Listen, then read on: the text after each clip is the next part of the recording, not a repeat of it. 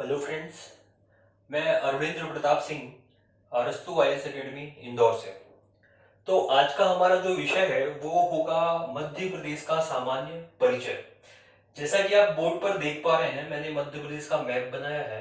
और इस मैप के अंदर, हालांकि ये बोर्ड अभी बहुत छोटा था, तो जगह कम होने के कारण मैंने जो मध्य प्रदेश के कुल जिले हैं उन जिलों का मैंने शॉर्ट फॉर्म में उनके नाम का जो प्रारंभिक लेटर है वो बस लिखा हुआ है।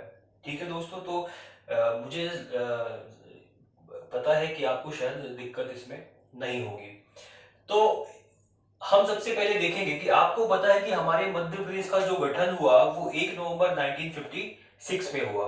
और कालांतर में हमारे मध्य प्रदेश के का जो स्वरूप था उसमें कई सारे परिवर्तन हुए। और वर्तमान समय में हमारे मध्य प्रदेश का जो स्वरूप है वो कुछ इस प्रकार से है। अब मैं आपको बताता हूं कि आज की डेट में हमारे मध्य प्रदेश में कुल कितने संभाग हैं। 10 संभाग है। और उन 10 संभागों के अंतर्गत कुल कितने जिले शामिल किए जाते हैं? कुल 52 जिले शामिल किए जाते हैं। तो अब मैं दोस्तों एक बात और आपको याद रखना है, अगर आपको मध्य प्रदेश का गहन अध्ययन करना है तो सबसे जरूरी बात जो हो जाती है यहाँ पर वो ये है कि आपको मध्य प्रदेश का मैप, ये जो मैप बना हुआ है और इसके अंतर्गत आने वाले 10 संभाग और 10 संभागों के अंतर्गत आने वाले 52 जिलों के नाम आपके मस्तिष्क में, आपके दिमाग में एकदम छपे होने चाहिए।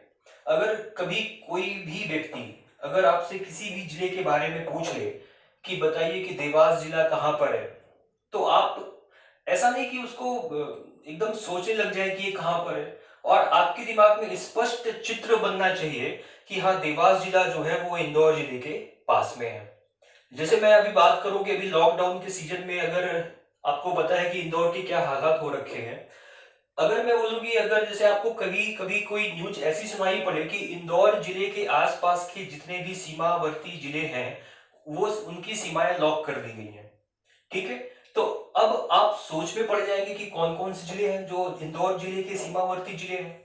तो जब तक आप इस मैप का गहन अध्ययन नहीं करेंगे तो ये बात आपको पता नहीं चलेगी। ठीक है दोस्तों। तो आपको जैसे अगर पता है कि इंदौर जिले के आसपास देवास है, उज्जैन है, धार है और खरगोन जिला है, या इन जिलों की सीमा लगती है, तो ऑटोमेटिकली आपको पता लग जाएगा कि कौन कौन से जिले हैं। चलिए आइए हम अब बात करते हैं कि 10 संभाग और 52 जिलों के बारे में। तो मैंने सबसे पहले ये मैप बनाया है और इस मैप में मैंने इन 52 जिलों के नाम जो है वो लिख दिए हैं। तो दोस्तों पहला काम आपको ये करना है कि जो 10 संभाग है उन 10 संभागों के नाम आपको याद रखने हैं। जैसे कि 10 संभाग है कौन कौन से, यहाँ पर मैंने लिखा भी हुआ है कि इन 10 संभाग हमारे मध्य प्रदेश के कौन कौन से हैं। जैसे पहला है इंदौर, दूसरा जबलपुर, उज्जैन, सागर, भोपाल, ग्वालियर, रीवा, चंबल, शहडोल और नर्मदापुरम। मैंने इसको ऐसा ही क्यों लिखा है क्योंकि इसका भी एक विशेष कारण है, वो अभी आपको बाद में मैं बताता हूं। लेकिन आप सबसे पहले नजर डालिए इस मैप में और इस मैप में ढूंढिए कि वो कौन कौन से जिले हैं जो मध्य प्रदेश के संभागीय मुख्यालय हैं। तो सबसे पहले हम एक काम करते हैं, उन जिलों के ऊपर जो है एक हम सर्कल बनाने की कोशिश करते हैं और उनको फाइंड आउट करते हैं कि वो कौन कौन से जिले हैं जो संभाग के मुख्यालय गिने जाते हैं। जैसे पहला आप यहाँ पर देखेंगे कि मुरैना। तो मुरैना एक ऐसा जिला है जो संभाग है, संभाग का मुख्यालय है। और दूसरा है आपका एक ग्वालियर। हालांकि ये जो मुरैना है इसको मुरैना संभाग के नाम से ना जानकर हम किस नाम से जानते हैं दोस्तों? चंबल संभाग के नाम से। ठीक है। और दूसरा हो गया आपका ये ग्वालियर संभाग। तीसरा है आपका यहाँ पर देखिए ये सागर है, सागर संभाग के नाम से। चौथा यहाँ पर आपको मिलेगा रीवा, ये रीवा संभाग है। इसी प्रकार से ये है आपका शहडोल संभाग। इसी प्रकार से ये है आपका जबलपुर संभाग। ये है आपका भोपाल, इंदौर और ये है आपका उज्जैन। अब एक बार आप काउंट करें कि कितने हो गए। 1 2 3 4 5 6 7 8 और 9। और जो 10वां बचता है दोस्तों वो है आपका होशंगाबाद, और जिसको हम जानते हैं किस नाम से? नर्मदापुरम के नाम से, नर्मदापुरम। तो सबसे पहले आपको दिमाग में ये मैप जो है उसको याद रखना है और कौन सा जिला किस ओर है, पूरब में है, पश्चिम में है, उत्तर में है, दक्षिण में है या मध्य मध्य प्रदेश में स्थित है, उसकी एग्जैक्ट पोजीशन, उसकी लोकेशन, उसकी स्थिति का भी आपको पता या ध्यान रखना है। तो पहला काम हमारा हो गया कि हमने मध्य प्रदेश में आने वाले 10 संभागों को लोकेट कर लिया कि वो 10 संभाग कौन कौन से हैं। अब जो हमारा दूसरा काम होगा वो ये है कि इन 10 संभागों के अंतर्गत आने वाले जिले कौन कौन से हैं। ठीक है दोस्तों, ये आपकी मुख्य परीक्षा की दृष्टि से महत्वपूर्ण बिल्कुल नहीं है, मेरा ऐसा मानना है। ये जो है, हमेशा किसी भी प्रारंभिक परीक्षा का आप कोई भी प्रश्न पत्र उठा के देख लें, इससे संबंधित एक या दो, कम से कम 2 से 3 क्वेश्चन आपको हर प्रारंभिक परीक्षा के प्रश्न पत्र में आपको दिखाई पड़ेंगे।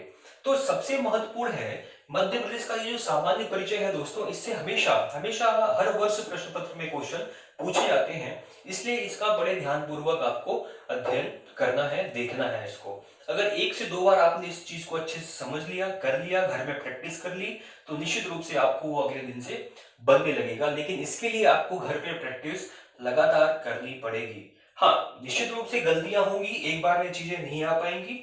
एक बार मैप बनाइए, 2 बार बनाइए, 10 बार बनाइए, नहीं आ रहा है तो 50 बार बनाइए, और उस मैप के अंतर्गत आपको इन जिलों के नामों को लिखना है।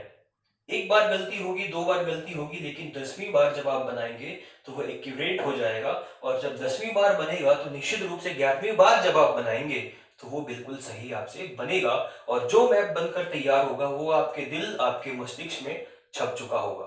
ठीक है दोस्तों, तो हम बात कर रहे थे संभागों की, संभागों को हमने कर लिया। अब हमारा नंबर आता है कि इन संभागों के अंतर्गत आने वाले जिले, जिले कुल हमारे पास वर्तमान में कितने हैं? 52। वो हम बात करेंगे कि जब हम मध्य प्रदेश का गठन पढ़ेंगे तो उस गठन में हम सारी चीजों को देखेंगे कि वर्तमान में हमारे मध्य प्रदेश में 52 जिले कैसे कैसे और किन किन परिस्थितियों में आकर के बने। तो 52 जिलों को अगर हम बात करें तो हमने देखा है कि इन 52 जिलों को 10 संभागों में बांटा गया है। मैंने आपको अभी ये 10 संभाग बताए, कौन कौन से 10 संभाग हैं। तो एक काम ये करते हैं, अब यहां पर थोड़ा सा आप नजर डालिए कि यहां पर मैंने लिखा है सबसे पहले इंदौर। तो चलिए हम सबसे पहले किसको देखते हैं? इंदौर को देखते हैं कि इंदौर संभाग, कभी कभी प्रश्न पत्र में क्वेश्चन ऐसा भी पूछता है कि बताइए इंदौर संभाग में आने वाले जिलों की कुल कितनी संख्या है। 5 पूछ ले, 7 पूछ ले, 8 पूछ ले या 6 पूछ ले, तो जब तक आपको पता नहीं होगा सभी के बारे में, तब तक आप उसका आंसर निश्चित रूप से नहीं दे पाएंगे। तो पहला काम तो आपको ये भी रखना है कि इंदौर संभाग में आने वाले जिलों की कुल कितनी संख्या है।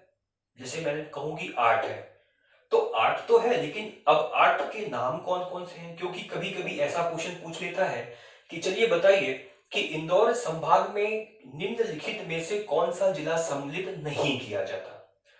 ये क्वेश्चन, इस क्वेश्चन का आंसर आप तभी दे पाएंगे दोस्तों जब आपको उन 8 जिलों के नाम पता होंगे, क्योंकि निश्चित रूप से जो जिसने प्रश्न पत्र बनाया है वो किसी न किसी एक ऐसे जिले को उसमें शामिल कर देगा जो इंदौर संभाग में शामिल जिसको नहीं किया जाता। तो आपको यहाँ पर प्रश्न संभागों में आने वाले जिलों के संख्या भी पता होनी चाहिए, और साथ ही साथ उन जिलों के नाम भी पता होने चाहिए। तो आइए, तो पहला है आपका इंदौर संभाग। अब इंदौर संभाग में हम देखते हैं, मैं इस ब्लैक पेन से जो है तो एक लाइन ड्रॉ कर दूंगा, और ड्रॉ करने के बाद उस संभाग में कौन कौन से जिले शामिल किए गए हैं उनका मैं उच्चारण भी कर दूंगा। तो सबसे पहले यहाँ पर आप देखिए, ये जो लाइन मैंने खींच रहा हूं मैं, ये है ऐसे,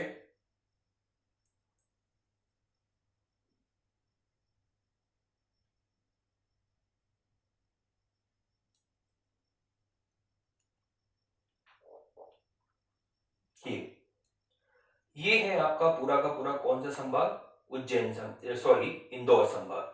अब देखिए इंदौर संभाग में आने वाले जिलों की संख्या कितनी है, तो मैं आपको काउंट करवाऊं।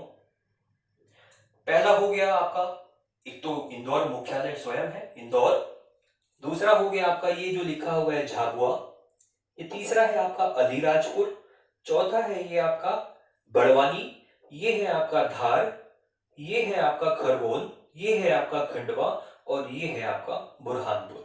ठीक है दोस्तों, तो ये है number 1 Indore, number 2 Jhabua, number 3 Alirajpur, number 4 Barwani, number 5 धार, नंबर 6 खरगोन, नंबर 7 खंडवा और नंबर 8 बुरहानपुर। तो इंदौर संभाग में आने वाले जिलों की कुल संख्या कितनी? 8। तो मैंने यहां पर लिख दिया इंदौर संभाग में आने वाले कुल जिलों की संख्या कितनी? 8 है। ठीक है दोस्तों, अब मैंने लिखा हुआ है दूसरा संभाग है आपका कौन सा? जबलपुर। तो अब हम जबलपुर में देखते हैं कि जबलपुर में आने वाले कुल जिलों की संख्या कितनी है और उन जिलों के नाम कौन कौन से हैं। तो अब आप पकड़िए, जबलपुर हमने कहां पे डिनोट किया हुआ है? ये है जबलपुर संभाग। तो जब आपके दिमाग में आप बार बार प्रैक्टिस करने के बाद आप ये मैप बनाएंगे घर पे, तो निश्चित रूप से आपका दिमाग ऑटोमेटिकली चला जाएगा जबलपुर किस किस ओर होगा। क्योंकि आपने बनाया है मैप को, तो आपका दिमाग पहुंच जाएगा कहां पर? मध्य प्रदेश के पूर्वी साइड। और वहां फाइंड आउट आप करोगे कि जबलपुर जबलपुर जबलपुर। तो जबलपुर जब आपको मिल जाएगा, अब दूसरा काम है आपको कि जबलपुर में आने वाले जिलों के नाम कौन कौन से हैं। तो दोस्तों यहां पर हम देखते हैं कि अब मैं जो लाइन ड्रॉ करूंगा उस लाइन को आपको ध्यान से देखना है।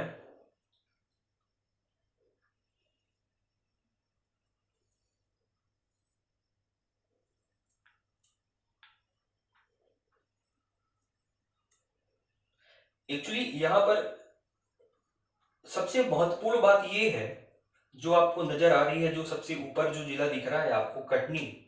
क्योंकि कई बार हम धोखा खा जाते हैं कि कटनी जो है वो जबलपुर जिले के, जबलपुर संभाग के अंतर्गत शामिल होता है या सागर संभाग के अंतर्गत। तो दोस्तों याद रखिएगा कि जो कटनी जिला है वो हम किसके अंतर्गत शामिल करते हैं? जबलपुर संभाग के अंतर्गत। तो अब इनको काउंट कर लेते हैं कि जबलपुर संभाग में जिलों की संख्या कितनी है। तो नंबर 1 आपका Jabalpur, number 2 Katni, number 3 Narsinghpur, number 4 Chhindwara, number 5 Seoni, number 6 Balaghat, number 7 Dindori और नंबर 8 मंडला। ठीक है दोस्तों, तो 8 जिले हुए कुल हमारे। तो मैंने यहां पर फिर से लिख दिया कि जबलपुर में संभाग में शामिल किए जाने वाले जिलों की कुल संख्या कितनी है? 8 है। ठीक है, एक बार फिर से मैं आपको रिपीट कर देता हूं।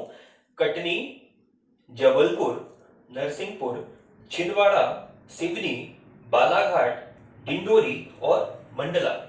ठीक है दोस्तों, ये इसके बाद हमारा जो तीसरा संभाग है जो मैंने यहां पर लिखा हुआ है वो है आपका उज्जैन संभाग। ठीक है, तो आइए अब हम देखते हैं उज्जैन कहां पर? मध्य प्रदेश के पश्चिमी ओर, जस्ट इंदौर के ऊपर तरफ। तो उज्जैन संभाग के अंतर्गत आने वाले जिलों की कुल संख्या कितनी है और कौन कौन से जिले उज्जैन संभाग में सम्मिलित किए जाते हैं, अब हम इनको देखते हैं। तो सबसे पहले आपको पता होना यह चाहिए कि उज्जैन संभाग में आने वाले जिलों की कुल संख्या 7 है। तो फिर आप निकाल सकते हैं कि वो कौन कौन से जिले हैं। क्योंकि अब आपको ये पता है कि नीचे तरफ जितने भी जिले हैं वो किसमें हम शामिल करते हैं? इंदौर संभाग में। अब बाकी जो उत्तर की ओर बचे जिले हैं वो निश्चित रूप से किसमें शामिल होंगे? उज्जैन संभाग में शामिल होंगे। तो जैसे कि आपका हो गया नीमच, आपका हो गया मंदसौर, रतलाम हो गया, उज्जैन हो गया, शाजापुर हो गया, आगरमालवा और ध्यान दीजिएगा दोस्तों देवास। ये जो जिले हैं, कितने जिले हैं? 7 जिले।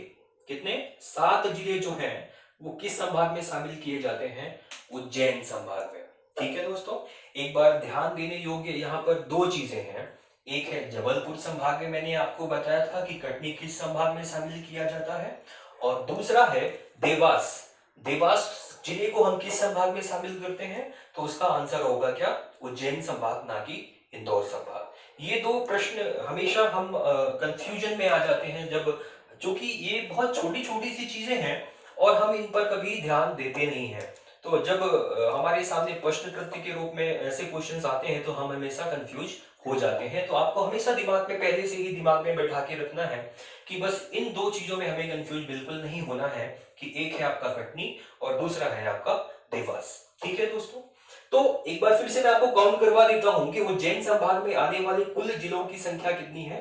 7 है। एक बार फिर से नीमच, मंदसौर, रतलाम, उज्जैन, शाजापुर, आगरमालवा और 7वां नंबर है आपका देवास। तो यहां पर हम फिर से लिख लेते हैं कि उज्जैन संभाग में आने वाले कुल जिलों की संख्या कितनी है? 7 है। ठीक है दोस्तों, अब इसके बाद जो नंबर है आपका वो है आपका सागर संभाग। तो अब सागर संभाग को देखेंगे। सागर संभाग आपका ये है। अब सागर संभाग में आने वाले कुल कितने जिले हैं, कौन कौन से जिलों को हम सागर संभाग में शामिल करते हैं, अब उनको एक बार नजर डालते हैं।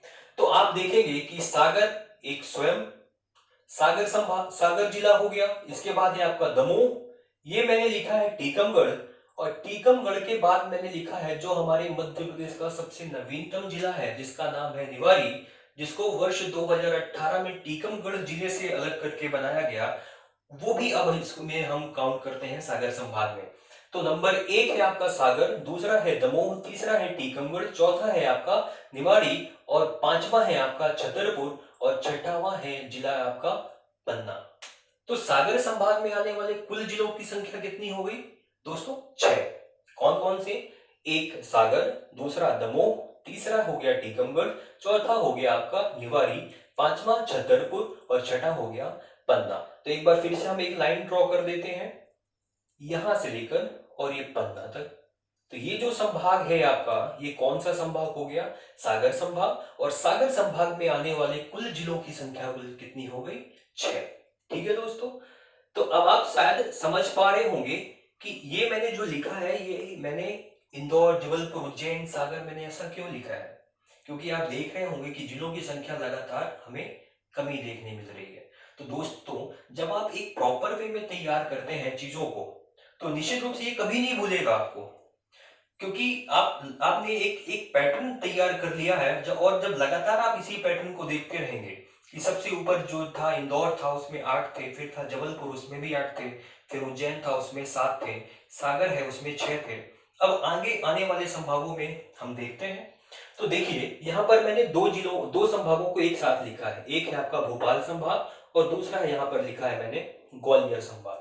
उसका भी एक रीजन है, क्योंकि इन दोनों संभागों में आने वाले जो कुल जिले हैं उनकी संख्या जो है वो समान है। समान कैसे है वो हम देखते हैं। तो पहला है आपका भोपाल संभाग।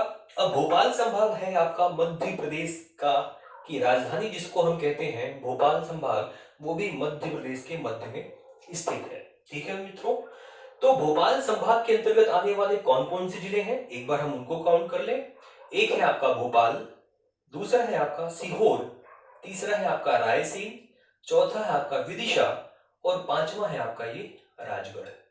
ठीक है दोस्तों, तो एक बार फिर से आप ये लाइन ड्रॉ कर दीजिए ऐसे नीचे से। कौन कौन से जिले हो गए? एक हो गया आपका सीहोर, दूसरा भोपाल, तीसरा रायसेन, चौथा विदिशा, और पांचवा राजगढ़। तो यहां से आप इसको ड्रॉ कर दीजिए। तो ये बन गया है आपका कौन सा संभाग? भोपाल संभाग। और भोपाल संभाग में आने वाले कुल जिलों की संख्या कितनी हो गई? 5। तो 5 है। और ग्वालियर में भी देखते हैं हम कि ग्वालियर में कौन कौन जिलों को शामिल किया जाता है। ठीक है, तो ये है आपका ग्वालियर संभाग। अब ग्वालियर संभाग में आने वाले कुल जिलों की जो संख्या है वो भी भोपाल संभाग के बराबर है।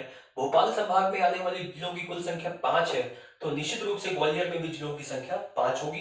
कौन कौन से? एक है आपका ग्वालियर, दूसरा है आपका दतिया, तीसरा है शिवपुरी, चौथा है गुना, और पांचवा है आपका अशोकनगर।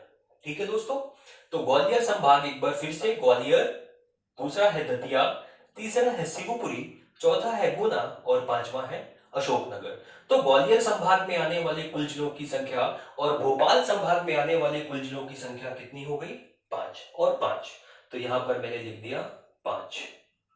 इन दोनों संभागों में कुल कितने जिले हैं? 5-5। भोपाल में भी 5 और ग्वालियर में भी 5। इसके बाद आता है आपका रीवा संभाग। अब रीवा संभाग कहाँ है? ये है। तो देखिए रीवा संभाग जो है हमारा, वो मध्य प्रदेश के एकदम उत्तर पूर्वी दिशा में है। तो यहाँ पर निश्चित रूप से अगर यहाँ पर भी सीमा ये सागर संभाग की है, यहाँ तक कटनी का जो जिला है वो जबलपुर संभाग में शामिल किया जाता है। और फिर अब यहाँ पर बचते हैं हमारे दो संभाग, एक है आपका शहडोल संभाग और दूसरा है रीवा संभाग। तो यहाँ पर एक काम ये करते हैं, यहाँ से अगर आपने ये लकीर ऐसे खींच दी तो ये डिवाइडेशन हो जाता है दो संभागों के मध्य। ये ऊपर जो है ये है आपका रीवा संभाग और नीचे जो है ये है आपका शहडोल संभाग। ठीक है दोस्तों, तो रीवा संभाग में आने वाले कुल जिलों की संख्या कितनी हो गई? 4। एक है आपका रीवा, दूसरा है आपका सतना, तीसरा है आपका सिंगरौली, और चौथा है आपका सीधी। कितने जिलों की संख्या हो गई? 4।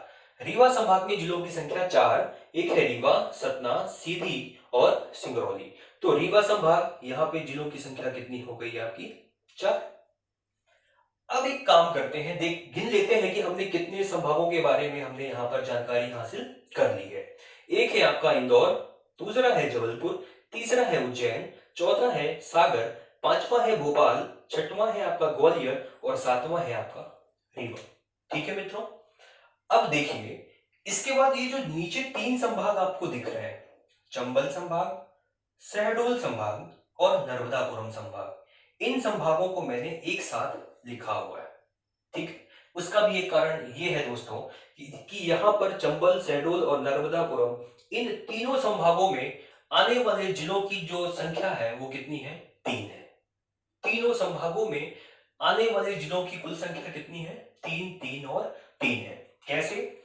जैसे मैंने पहला लिखा है आपको चंबल संभाग, तो चंबल संभाग देखिए कहां पर है? सबसे ऊपर दिखेगा आपको, मध्य प्रदेश के एकदम उत्तरी साइड में। तो यहाँ पर चंबल है आपका। चंबल संभाग में कितने जिले हैं? एक है आपका श्योपुर, दूसरा है आपका मुरैना और तीसरा है आपका भिंड। ठीक है दोस्तों, तो इसको हम किस संभाग के नाम से जानते हैं? चंबल संभाग के नाम से।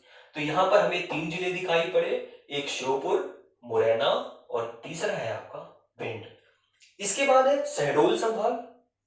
शहडोल संभाग ये है आपका, मैंने बताया था कि शहडोल संभाग में देखिए ये है शहडोल। शहडोल संभाग में कुल कितने जिले हैं? 3 जिले हैं। एक है आपका शहडोल, फिर है आपका अनूपपुर और तीसरा है आपका उमरिया।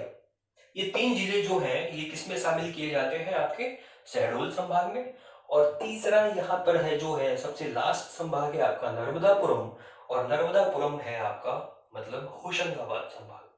तो होशंगाबाद में भी 3 जिले हैं। नंबर 1 है आपका होशंगाबाद, नंबर 2 है आपका हरदा और नंबर 3 है आपका बैतूल। ठीक है दोस्तों, तो मैंने अभी जो बताया कि चंबल, शहडोल और नर्मदापुरम, इन तीनों संभागों में आने वाले कुल जिलों की संख्या कितनी है? 3, 3 और 3 है। 3 श्योपुर, मुरैना, भिंड, शहडोल, उमरिया और अनूपपुर, होशंगाबाद, बैतूल और हरदा। ठीक है, तो 3, 3 और 3, 3 और 3। अगर इस प्रकार से आप काउंट करेंगे, अगर आप एक बार इनको काउंट करें जो हमने यहाँ पर लिखा हुआ है, अगर ये 52 आते हैं तो निश्चित रूप से ये हमारा जो मैप है वो एकदम से सही है।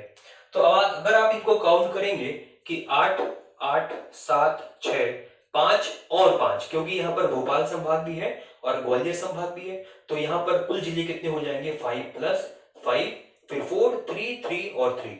तो निश्चित रूप से इनका जो टोटल होगा वो कितने कुल जिले होंगे? 52 जिले होंगे।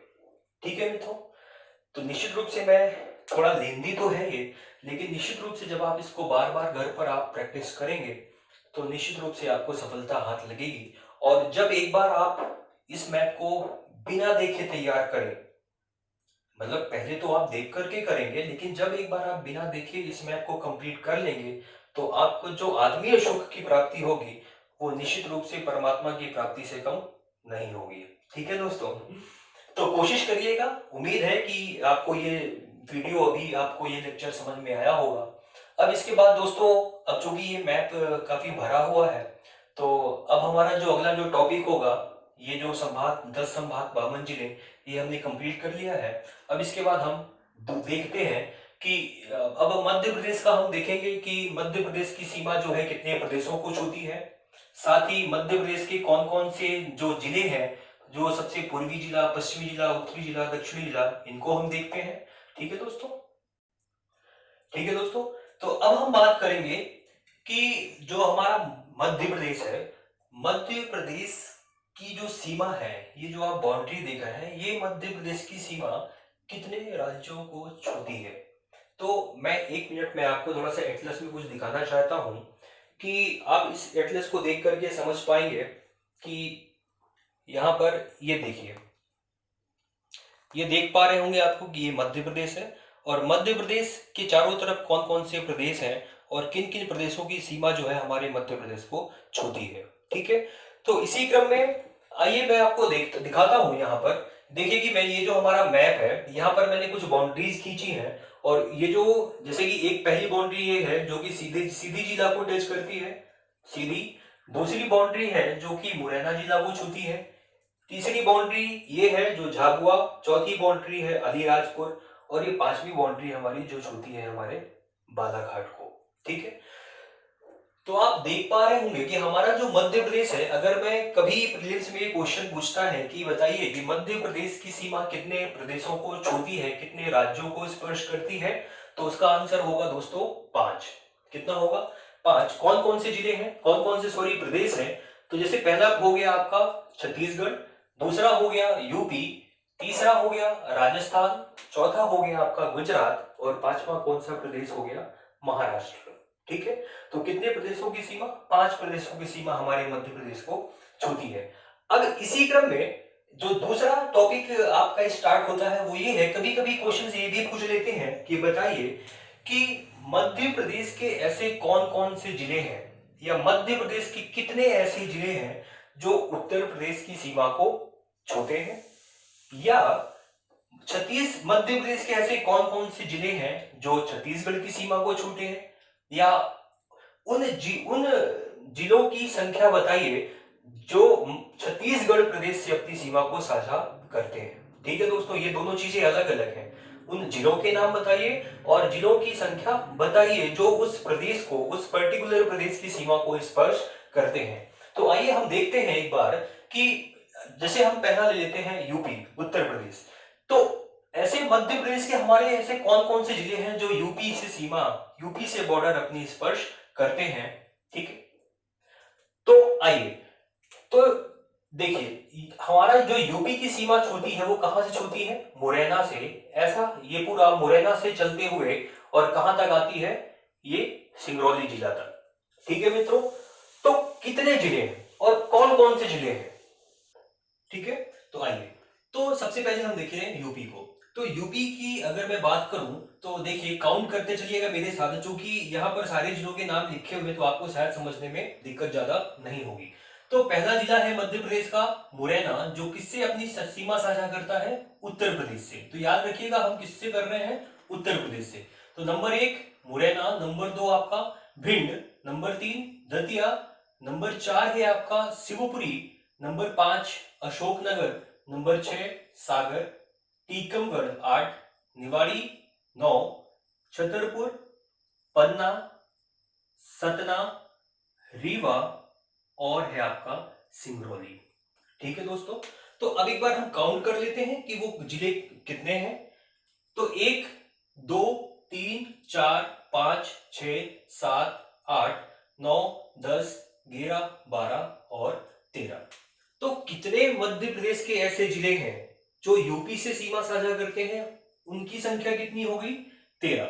13 जिले ऐसे हैं। अब कौन कौन से हैं तो निश्चित रूप से आप बता पाएंगे कि एक दो बार अगर आपने प्रैक्टिस कर ली तो आपको पता लग जाएगा कि वो 13 जिले कौन कौन से हैं जो उत्तर प्रदेश से अपनी सीमा को साझा करते हैं। ठीक है दोस्तों, अब दूसरा देखते हैं हम छत्तीसगढ़ से।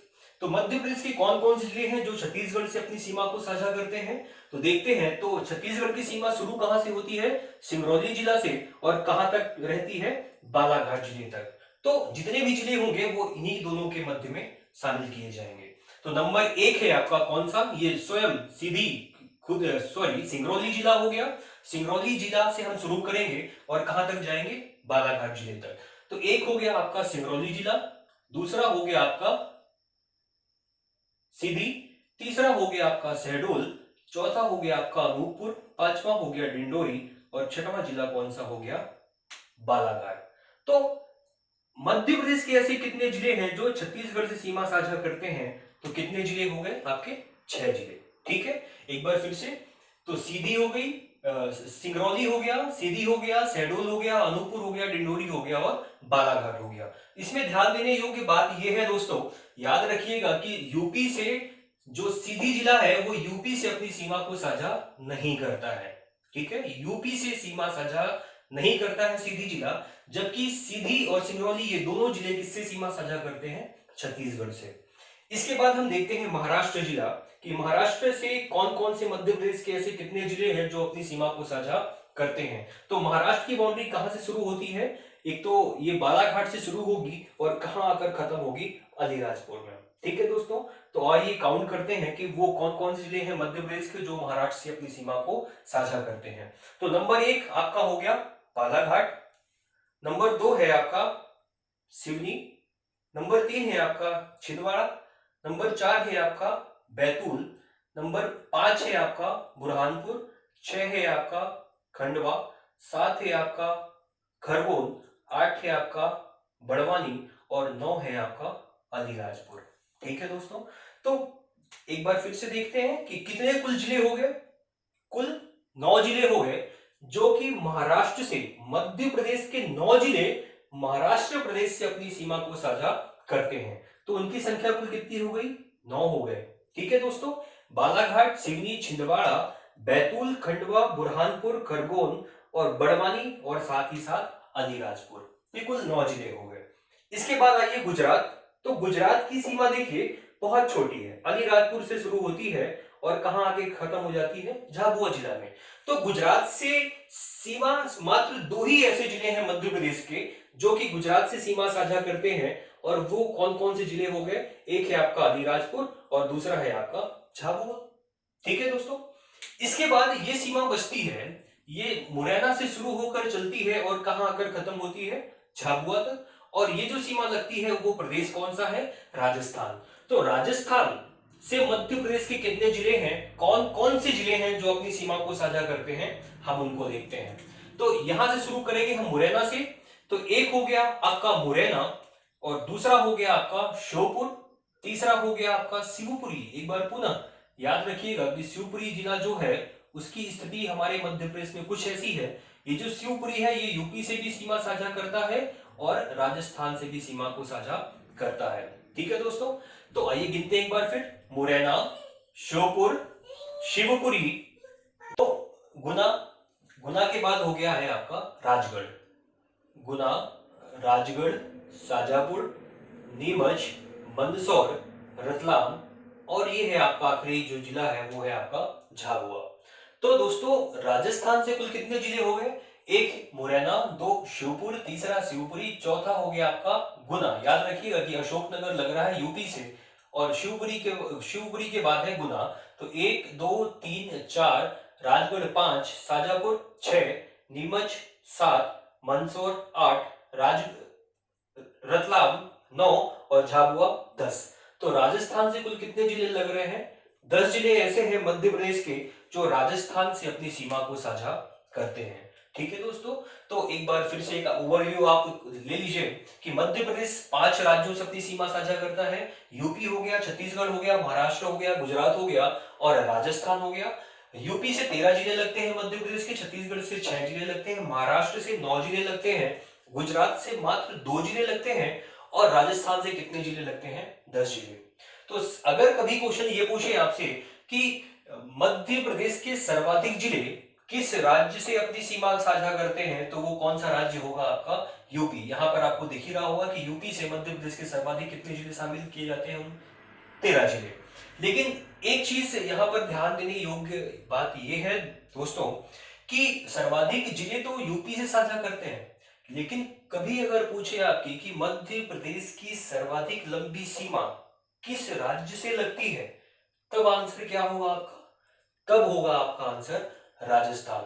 ठीक है, तो लगभग 1600 किलोमीटर की ये जो बाउंड्री है ये लगती है किससे, राजस्थान से।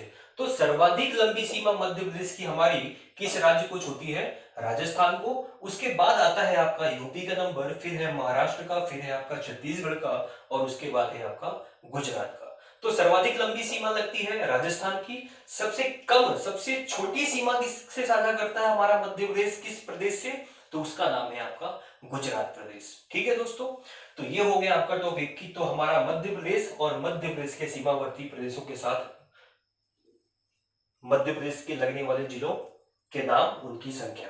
ठीक है दोस्तों, अब यहीं पर हम एक चीज और देखते हैं कि आपने एक चीज नोटिस ये किया होगा यहाँ पर कि जैसे मैंने मुरैना हमारा जिला है, ठीक है, तो मुरैना हमारा जो जिला है वो यूपी से भी सीमा साझा करता है और किससे सीमा साझा करता है, राजस्थान से भी करता है।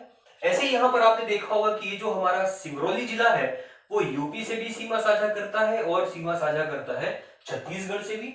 ऐसे ही ये बालाघाट है जो छत्तीसगढ़ से और महाराष्ट्र इन दो प्रदेशों से सीमा साझा करता है। तो क्वेश्चन ये उठता है कि बताइए मध्य प्रदेश के ऐसे कितने जिले हैं, मध्य प्रदेश के ऐसे कितने जिले हैं जो दो प्रदेशों से अपनी सीमा को साझा करते हैं। आ रही बात समझ में? जैसे कि मध्य प्रदेश का मुरैना जिला है वो दो प्रदेशों से सीमा साझा करता है, तो ऐसे कितने जिले हैं हमारे मध्य प्रदेश में? तो एक बार आइए हम देखते हैं। तो एक जिला आपका नजर आता है कौन सा? मुरैना। एक जिला हो गया मुरैना जो किससे सीमा साझा कर रहा है? इधर देखिए, इधर कौन सा राज्य है? यूपी, और इधर कौन सा है? राजस्थान। तो मुरैना जिला किससे साझा करेगा? उत्तर प्रदेश से और राजस्थान से। एक हो गया। दूसरा है आपका सिंगरौली, मैंने बताया सिंगरौली जो जिला है वो यूपी से और छत्तीसगढ़ से साझा करता है, दूसरा हो गया। तीसरा जिला हो गया आपका बालाघाट जो छत्तीसगढ़ से भी और महाराष्ट्र ये दो स्टेटों से अपनी सीमा साझा करता है। चौथा हो गया है आपका दोस्तों ये अलीराजपुर जो कि गुजरात से भी सीमा साझा करता है और किससे सीमा साझा करता है? आपका महाराष्ट्र से। चार हो गए। एक ये देख रहे होंगे आप झाबुआ भी है हमारा जो कि गुजरात से और किससे सीमा साझा कर रहा है? हमारा राजस्थान से। पांच हो गए। और छठा दोस्तों छुपा हुआ है यहाँ पर, ये आपका शिवपुरी। मैंने बताया था आपको कि शिवपुरी जो है वो राजस्थान से भी सीमा साझा करता है और करता है यूपी से भी। तो मध्य प्रदेश के कुल ऐसे कितने जिले हो गए जो दो राज्यों से अपनी सीमा साझा करते हैं? कुल जिले हो गए हमारे 6। कौन कौन से हैं? तो आप काउंट कर सकते हैं। मुरैना हो गया, सिंगरौली हो गया, बालाघाट हो गया, अलीराजपुर हो गया, झाबुआ हो गया और हो गया हमारा शिवपुरी। तो साथ में आपको यह भी याद रखना है कि कौन सा जिला किन किन राज्यों से अपनी सीमा को साझा करता है, क्योंकि ये क्वेश्चन बहुत इंपॉर्टेंट है और 2018 की प्रीलिम्स परीक्षा में पूछा भी गया था कि ये जो झाबुआ है ये झाबुआ किन दो राज्यों से अपनी सीमा को साझा करता है। अगर आपके दिमाग में अगर स्पष्ट चित्र बना है इस मैप का तो निश्चित रूप से आपका क्वेश्चन जो है वो गलत कभी नहीं हो सकता। लेकिन अगर आपने थोड़ी सी भी ढिलाई दे दी कि अरे ये तो बहुत आसान है, ये तो बन जाएगा, तो निश्चित रूप से गड़बड़ी वहीं पर हो जाती है।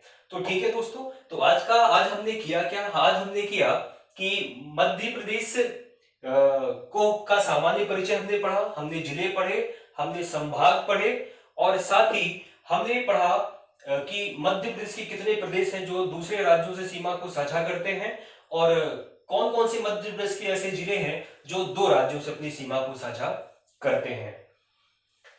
ठीक है दोस्तों, ओके। एक चीज और आपको ध्यान में रखना है दोस्तों कि अभी हमने जो बताया कि 6 जिले हैं जो मध्य प्रदेश सीमा साझा करते हैं उनके नाम, और साथ में एक स्पेशल फैक्ट है इस शिवपुरी के बारे में कि शिवपुरी हमने अभी पढ़ा कि शिवपुरी भी एक ऐसा जिला है मध्य प्रदेश का जो दो जिलों से सीमा साझा करता है, उत्तर प्रदेश और राजस्थान से। तो फैक्ट ये है कि शिवपुरी को नेक ऑफ एमपी कहा जाता है। नेक ऑफ एमपी का मतलब कि मध्य प्रदेश का गला किस जिले को कहा जाता है? तो वो जिला कौन सा है आपका? वो है शिवपुरी। तो क्योंकि यहाँ पर आप देखेंगे ना तो स्पष्ट रूप से तो दिख ही रहा है कि मध्य प्रदेश जो शिवपुरी जिला है उसकी बाउंड्री ऐसी है कि जो यहाँ पर और कोई भी जिला शामिल नहीं किया जाता। तो मात्र एक यहाँ पर शिवपुरी जिला ही ऐसा है तो जो दो राज्यों से अपनी सीमा को साझा करता है, इसलिए इसका नाम क्या रखा गया? नेक ऑफ एमपी रखा गया।